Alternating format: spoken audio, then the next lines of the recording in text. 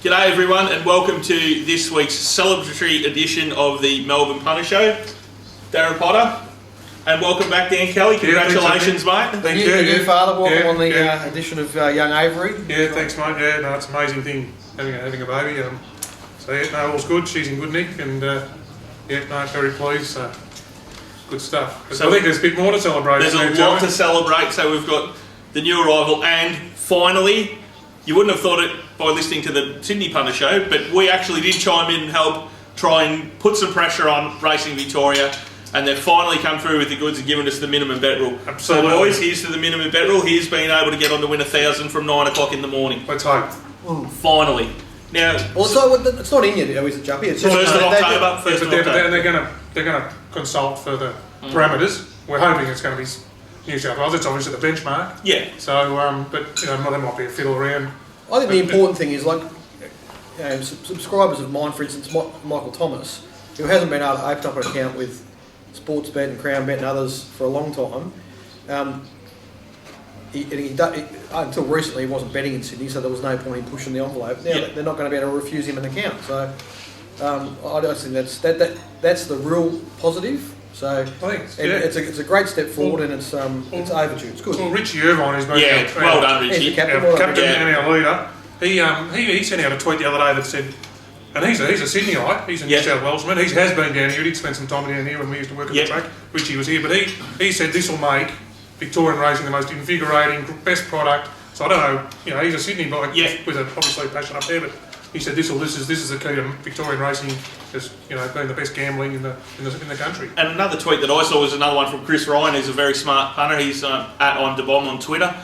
He goes, well, there'll be no more betting on Corowa and Dubbo and stuff. The secondary meetings on a Saturday now. I can concentrate betting on Melbourne and in Sydney. I can bet on the better races now. Funny is that I know a few guys who were pros, and they moved away and bet on New South Wales and New South Wales country because they knew they could get on. Yeah. And they couldn't get on in Victoria. So blokes like that will come back, And it's like I said, we know it's only a good thing. That's why we've been campaigning for it. The other thing we need to keep in mind though is we've won the battle. We might not have won the war. What we need to do is when it does come in, if someone isn't betting you need to be getting on to the relevant person there at Racing Victoria and alerting them to the people who aren't playing the game. Yeah, they've got to have a couple of staff on to help manage it, but they're raking in the dollars through the wagering and so forth. But and the other thing, what will happen, I guarantee you, as part of the Melbourne Recreational Punter Society, there will be a gathering. The day it's implemented, we'll be here at the All Nations, and everyone's welcome, and we'll be having plenty of these to celebrate what's been a long, hard-fought campaign. And the other thing that if it's October 1, it'll be somewhere just after the grand final. It'd be nice if it was in earlier, but it might even be about Brownlow time, I think. So that'd be a big so it could be a big night here. The other thing we've got, fellas, is we've got a gift this week from a friend of the show who tweets in regularly and speaks to me regularly, J&J Walsh, bookmakers. Jonathan and John Walsh, he's had some stubby holders made up, so he's sent some along for us. Beautiful. So thank you, Walshy. So they sponsored a race at Penola the other day. These Leviathans they are in the Western District and so forth. Progressive thinking bookmakers, who knew? So they're out there trying to doing their best. So make sure you follow Walshy on Twitter. He's at Vic Bookmaker. Very passionate racing man and bookie Walshy, so he's a good man. Well, he's actually tweeted in some correspondence that we might have a look at. We'll discuss at a later part of the show. So that was sort of the highlight of the week. Guys, while we're here on celebrating things, yesterday we saw a set of about 15 trials at Avoca with 43 runners from the best trainer in the country, Darren Weir. I don't know if I think that's the first ever set of Avoca trials, possibly. No, it's not the first ever set. It's the first ever set that's been. Anyway, but these were all in the past, jump outs, and we couldn't see them, so the videos are up and plenty of runners. So I think that's an absolute step in the right direction as well. The biggest trainer, they're in there. They're on racing.com? Racing.com, beautiful. That's sensational. So all these weird horses winning trials and things like that. And so that's a step in the right direction. We get to see the biggest trainer in the country, And it was also a big welcome to Victoria for our man BZ, who got sent up to Avoca yesterday to cover the trials. And people who've been in Melbourne this week would know that the last couple of mornings have been a bit fresh. So I think that was a bit of a shock to I BC see system. Hong Kong Hutchie had a little win this morning when it was about 3 degrees and he walked out the front door and saw a tweet from him saying, Scheisenhausen, it's cold. Coming from 15 years in Hong Kong, wherever he'd been, I'm sure it is. Well, so what we need now is the next Dominator 4, which is all the Cranbourne jump outs. Yeah, that'd be nice. Become available. And can we say who, Juppy? One a good friend of the show. Might have had a chat to the top of the... I had a brief conversation on Friday night after the last with Neil Bainbridge, and I'll be next time I see him next there at the next. I think there's a Sunday meeting coming up there. I'll try and catch up with him again, just to reiterate that the punters do need as much information as they can get. And it's not going to cost him a heap to put that on. They're a progressive club there at Cranbourne. They're trying as much. Yeah, BC did a piece on racing.com last week about the expansion there, and it's only going to get bigger. They're going to be more and more of those jump outs, so it's going to become more and more important to have coverage of them. Absolutely. And look at Abby Marie. I mean, the horse we blew about, but 3's third start, and she's winning a Group 1. And now you couldn't see her before her first start in town. So. And now she's very ill. Yeah, she got colic or something, has she? Mick Kent said she's got a raging fever that he can't get under control, so it only happens to the good ones, doesn't it? Yeah, no, that's right. And not that champion, it was just $1.50 and just absolutely grovel to the line. Jesus. Please, and 2,200 made anyway. Now, there was an interesting question posed by MT2 on Twitter before, boys, that you guys might have an answer to. Reverse pearls. Some things that are perpetuated through, whether it be the regular racing media or through social media, things that are reverse pearls that are just factually completely incorrect and things that just drive you mad. I came up with one, and it's not limited to just one of them there on Sky Channel, but if something's been, say, 5 into 340 in the ring, and they'll go, but it's still $6 on the tote, that's value. Oh, I was saying, yesterday, it even happened yesterday. Yeah, one was the Peter Morgan horse at Echuca. It was $7 to $2.80 and it was it's still $4.60 on the tote, it's value. Yeah. Might hold up, he said. Keep backing it on the tote and let us know how you get on. Yeah. The old greys on the wet track theory. That what? Well, I there you go. There was a couple that there was some robust banter on Twitter about that. If I'm having an hour and I'm back about a grey and it's a wet track, I want to be on it. Well, there you I'd go. rather on the side of that is. I know it's an old boy, but how many greys don't handle it, please? Marco B was with you. James Arthur was in the other camp. Marco B knows what he's talking about. So there you go. So there's been a bit of banter there. Have you got any reverse pearls? I think if you happen to watch a lot of racing.com or on Sky Channel, I suppose, and they're talking about forms franked. Oh, Frank. Oh, forms franked. That's one of Ralphie's because the horses have won out of the race, but often they can be talking about a race that has absolutely no relevance at all. You know what I mean? It's a pointless thing to say, but I suppose as Mark's pointed out a lot on this Sydney show, that when you're on air like that, you've got to find things to fill the air and strengthen your case, I suppose. But that statement, it's coming out of a good form race or forms franked or anything. It only matters if the feed race is relevant to the race that you're talking about. You know what I mean? So if it's a 1,200 metre race and all of a sudden they're into a mile, it means absolutely nothing. Or if it's a 1,000 metre race and then it's 1,200, it means nothing. All that sort of stuff. So, or what about the old chestnut of a speed horse that's drawn wide is therefore drawn poorly, Potts? That's probably I don't like talking about the outside gates too much because that's we like that. We like that. That's one we let them keep saying that the inside gates are good. Anyone that thinks inside gates are good, even for a sort of on speed runners, have a look at Lord Durrani there on Saturday. I mean, that horse was completely fucking tortured from an inside gate. Poor old Gouch just did not know where to go, and like they did, they used DK's favourite words, they diggerised him for 800 metres of the race, and he like in a 1,600 metre race, that horse only got into clear territory in the last 100 metres of the race, and it's a horse that's got some early speed. It's an absolute case for a wide draw, that horse. All right, want to have a look at Sandown, mate? We will go through and have a look at Sandown now. Probably the most eventful race of the day was the first race, boys. Well, that was one for you form guys over the robots, I would have thought, in the jumps, wasn't it? Because I was listening to them in the morning and they trialled against each other. Yeah, the Friday before it. And Ginger Boy trialled terribly, well, not terribly, but poorly. Yep. And Archfire trialled well. Yeah. And listening to all Lester and these guys, and I saw your write-up, he said, this is, on form, Ginger Boy's going to be short, but this horse can beat it on the trial the other day, and that's exactly what happened. Well, and you got out to $6 and Yeah, it was. The that was- robots couldn't Well, find it's it. 5 anyway. They don't watch trials. Well, it was very odd because I was standing in the ring and One Rail's bookmaker went up $1.65 to sort of open the betting, and the next thing, first bet to win 5, and then I know the gentleman who backed it at $1.65 was able to put it back in at shorter than $1.45 later on. Yeah. So there was plenty of money for Ginger Boy, and yet Archfire, to be fair, should have won by probably slightly more, because if you watch the replay, we'll get into what happened at the pseudo last jump in a moment, but Mott was going towards the last jump on Archfire and heard John Allen call him away from it, so he actually did a bit of a zigzag and it did cost him a bit of ground.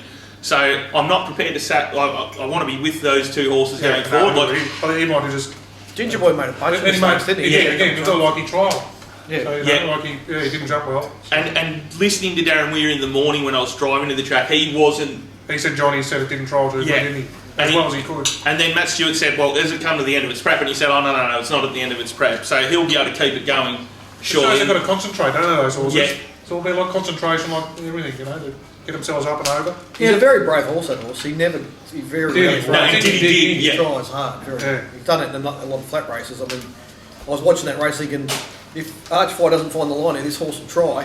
He'll keep him honest. And how nice was it to have a real contest like that in one of the jumps races to actually make it seem like there was actually a bit of rivalry there. It was really good. And a great call by TB. He He was fantastic. He really got the duel, he really, except when he said, coming down the first time, who was out in front?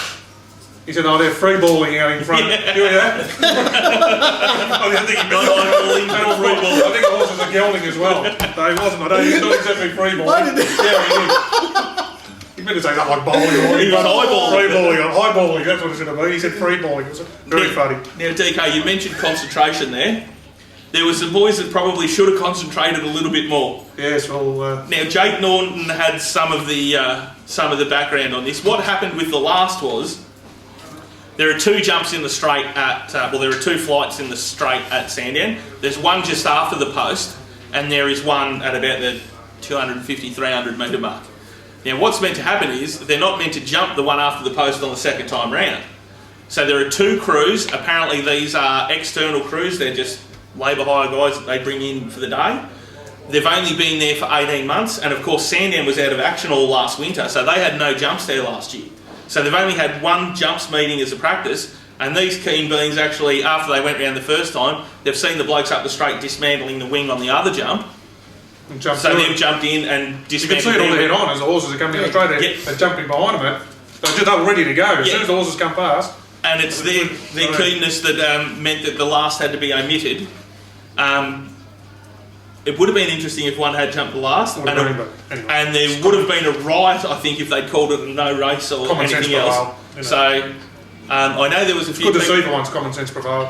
Well, I know that there was a few people questioning whether that was in Terry Bailey, the steward's repertoire, Rule 101, which is common sense, but apparently it is.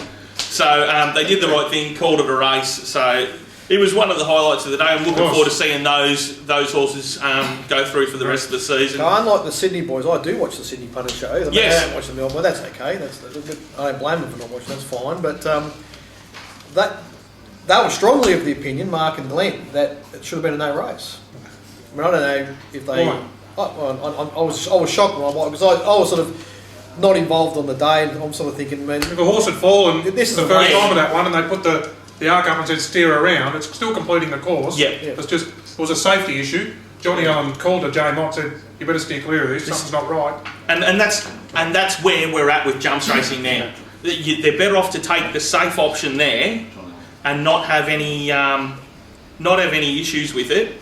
I think that was the analogy. What if a streaker runs out at the 100 metre mark in the slipper? Do we still say it's a race? I think that's not comparable. I try.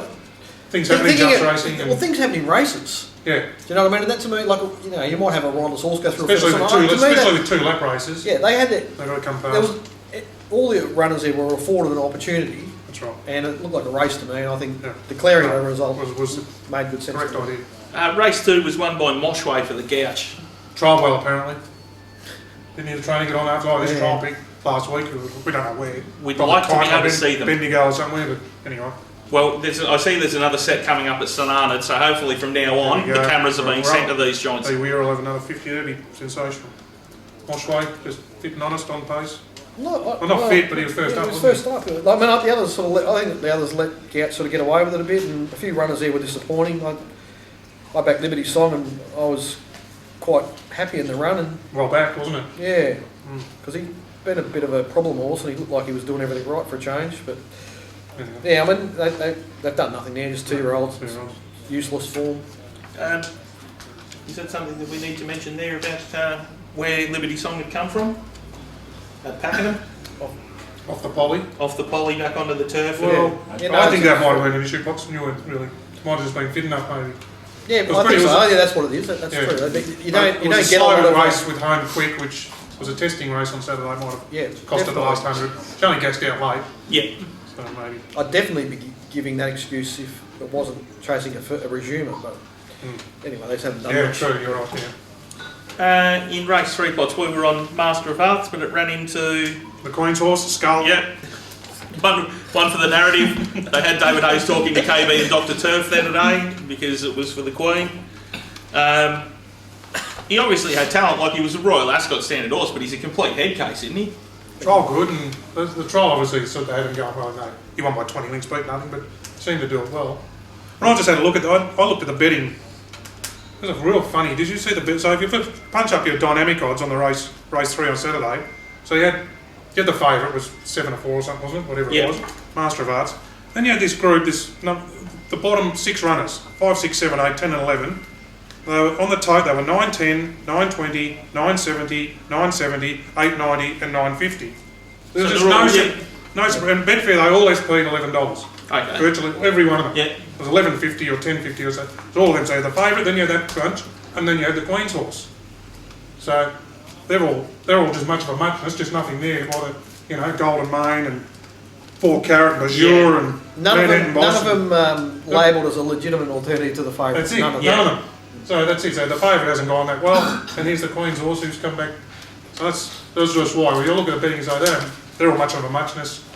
It's easy to sort of say after the ball, isn't it? But like if you went back, he does have ability, but it was just trying to get the best out of him because he doesn't settle and he carries on. And so when I drew him I drew them all in their positions, and I drew him wider than all of them. Yeah. Knowing that there was no pace in the race, half expecting that he'd just pull the jockey to the front. Pull himself to the front. But once he got to the front and settled, I'm just thinking this is the only horse you really want to be on in this race, and I very nearly suggested having a unit on that horse, especially when there was no alternative to the alternative. favourite. There's just nothing. I was looking to say something back could have been 10 into 7 or something. It was just nothing. That was their. They're all 10 to 1 chances. And everyone was just happy with that. And 6 of them. An odd race. Race 4 was the Australian Steeplechase, won pretty impressively by an absolute gem of a ride by Brad McLean on Angelology. Well tipped by you, Jumpy. You marked it 5 to 4. Better than 5 to 2 was bet, so nicely done, mate. Well done. Yeah, and showed something on it, but and it never really looked like it looked the winner a long way out, really. It was trucking. And apparently Michelle wants to ride it in the annual next year. Well, I'll bear my backside at Warrnambool next year if she rides it in the annual. So some chance she won't ride again. No, I think that might be the wise decision, but anyway, it's up to her. And Wells and Zataglio were pretty good in that race too. Like there'll be wins for them. Paddy Payne said that he's not going to tackle the real big races with Angelology. I think he's going to the Thackeray down at Warrnambool next to get a bit of practice for that course for next year, which is sort of the conservative way that Paddy sort of trains. So, see the Robots found Urban Explorer there of it's run there 2 years ago, maybe in the same race. Well, I don't know if it's the same race, but had the Pateman 2 years ago, won by 3.5 lengths, Sandown 3,400. So it was 15 into 5 or something, wasn't it? Well, I was standing in the ring at that stage, and there was waves. Like they took the $8, and then they came back past again and took 6, and then the blokes on the ground were dashing around almost looking to take them 460 and whatnot. So it was back market somewhere near that old figure. So it was the only one that was sort of really heavily spec'd outside the winner. There was a little bit of money for Zataglio, but it's a nice horse that I think will go on. Race 5 was won by Lord Barrington with Woody running second again. Oh, Lord Barrington's gone particularly well. It was a very good ride by Jake Bayliss. He's really got that horse going well, and he kept at it the whole way and kept the horse's momentum moving forward the whole way through the race. And much to my chagrin, Marwood just couldn't quite run it down. But the betting there was a bit of a surprise. I'm shocked that Coram was so heavily backed. I'm just looking at the race throughout betting, thinking Coram and Marwood are in the wrong spots in this market. Like, it's almost like they've put the wrong number. Like, how come Marwood's so solid here, and Coram's so solid, yeah, and Marwood's being pushed? I sort of had an idea why Marwood was being pushed. There's a lot of support in the Coram corner for the race, wasn't there? There was. A couple of sets were settled on it. But, and even when the late support come for Marwood, still held the spot. Coram didn't move, no. So, and Lord Barrington was quite well backed as well, wasn't he? Yeah. So he was 12 into 8 or something. I think that could be an in. Coram's a hard horse to catch, and he needs the right race. But I think there's probably signs there that he might have a city win inning. Yeah. Anyway, he's a hard horse to catch. Poor old Marwood. Anyway. Speaking of horses that were well backed, gentlemen, race 6 was taken out by Tango Rock. It was 11 into 550, Certainly and Jess was off the planet. Well, he was obviously the big the informed camp, and it would have something to do with that. And also, I mean, he we tipped him on the show when he was a dog, 60 or something, but anyway, said he was a moral. Yeah. So he went to his maiden over 1200, and might have been 1235 or one of those funny distances 1235 at Geelong, and pissed him. And then for some inexplicable reason, Michael Kent dropped the horse back in distance to 1100. That's what threw me off. Yeah. So then also, 1400, which is where it should have been after the... He dropped back to 1100, then he had the 21 days between runs. It just seemed like a terrible setup for 1400. Anyway, as soon as they backed it, I thought, oh fuck, I'm not on the right horse here. Because I had in my head, when I was doing the form for this race, I just had in my head those two horses at Pakenham. And we backed Tantat Charger, who was off the brilliant prep run at Moonee Valley behind old mate that we haven't seen again since. Yeah. What's that horse called? A V. Baltimore. And Tango Rock was first up. And Tantat Charger just ran up to win. And Tantat Charger went with him all the way to the line. Tango Rock did? Tango Rock did. Yeah. So something like that. First up. And I thought, well, this horse is a moral and a maiden soon. It wasn't. It started at Geelong. So when I'm doing that race, I'm thinking, geez, there's a case here for Tango Rock. Because I backed Tantat Charger, but I just thought he's just so badly set up. The 1100 metre run, 3 weeks between runs. As soon as they backed it, I thought, Jesus, I'm on the horse here. And they got the pace to suit. I mean, McAtee's gone like the clappers with them. They've worked him out. Yeah. Oh, he's a bit of a skunk, obviously, tried to turn it up the start before. Yeah. So they've just put the kid on, taken all the weight off, and just said, just keep him going, this horse. And he kept trying that horse. That's the one that he's going to pinch a race like that, getting out in front and keep him going, because he set a pretty decent speed. He was entitled to drop right off there. There's one there. All the mappers and people like me found Lord Tennyson, because I didn't expect McAtee to do that. Yeah. They expected Lord Tennyson to have control and not be pestered and be able to get a break on the turns. And that second horse there, gee, isn't he genuine? Mr. Hardy. Oh, yeah. Mr. Hardy. Yeah. Isn't he just rock solid, genuine horse? Just turns up every run, doesn't it? Again, with him, the reason I couldn't find him was I had remembered backing him in the 1400 metre race at Flemington, where he was... I can't remember, there was a mare in it anyway that was heavily backed, and he just turned it up and was no good. I thought, my feeling is this horse won't go past 1200, but you're right, DK's run a tremendous race, and he's a better horse than I gave him credit for. Race 7 was won by Lacroix, or as our man Terry Bailey, who we love calling Lacquer. It was a decent effort. I thought Fife was a decent run. You know those horses very well, plus you know her very well, Lacquer, don't you?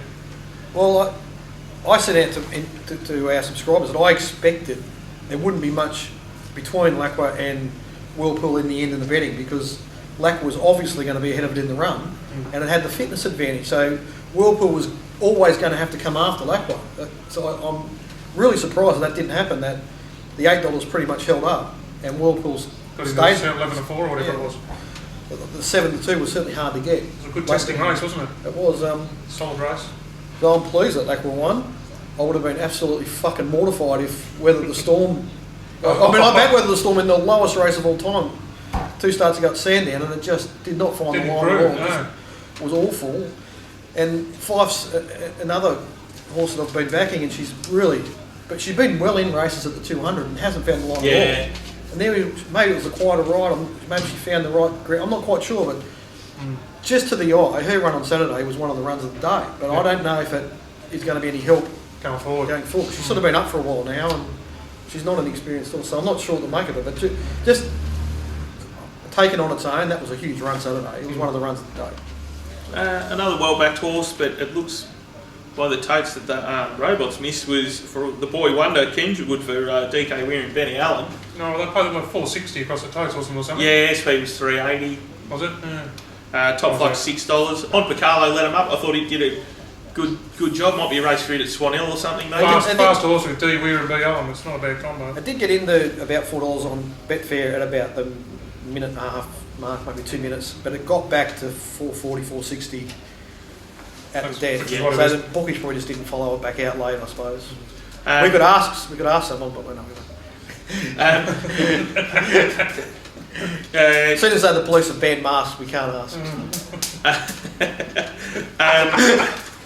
B. Allen in trouble again. He got the suspension out of that race for overuse of the whip. I think it's just a So kid. if Terry Bailey used his common sense in the... Yeah, there's no... And they've lost it. I mean, what do they want the kid to do? I mean, that's just... There's a horse on Picalo going very nicely out in front. He's on a horse, an older horse that needs to be wound up. Yeah. Like, I mean, I haven't counted him, but he wasn't... I mean... Repeater, I got him to repeat. I think he'd had a few warnings, but still. Fucking hell, what do they want? What do they want a kid like that to do? He's in a Saturday race. He's trying to win the race. Yeah. I mean, I think it's so unfair to the jockeys to punish him for something like that. Like, it just didn't look excessive to me.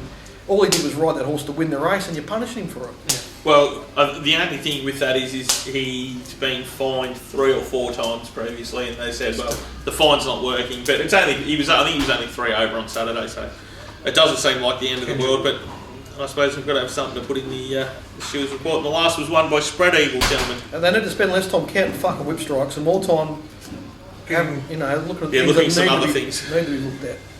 Spread Eagle. So the thing in that race that was worth discussing, you know, I had Longeron on top. A lot of people did. His run was very poor.